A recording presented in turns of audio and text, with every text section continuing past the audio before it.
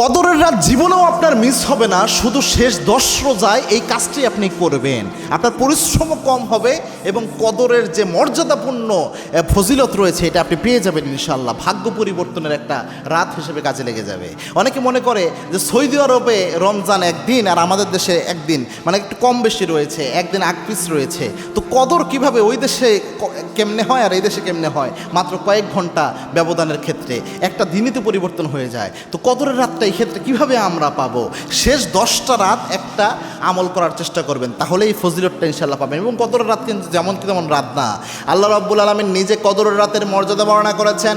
বিশ্বনবীর উপর আল্লাহ কোরআনের আয়াত নাজিল করেছেন, খায়রুম মিন আলফি শাহর। এই মাসের ব্যাপারে আল্লাহ রাব্বুল আলামিন জানিয়েছেন এই রাতটার ব্যাপারে, হাজার মাস হাজার বছর ইবাদত করলে যে সওয়াব হয় এক রাতের চেয়ে বেশি সওয়াব হয়, এক রাতের চেয়ে বেশি সওয়াব হয়।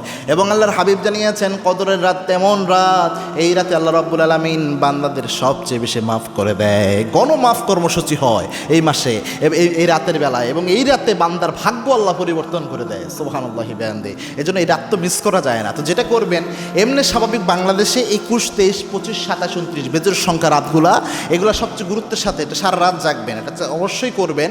পাশাপাশি যেহেতু সৌদি আরবের সাথে একদিন কম বেশি রয়েছে আর কনফিউশন রয়েছে, তো সেক্ষেত্রে যেটা করবেন, প্রতি রাতে শেষ 10 রাতের প্রতি রাতে মিনিমাম 2 রাকাত হলেও নামাজ পড়বেন। মিনিমাম 2 রাকাত।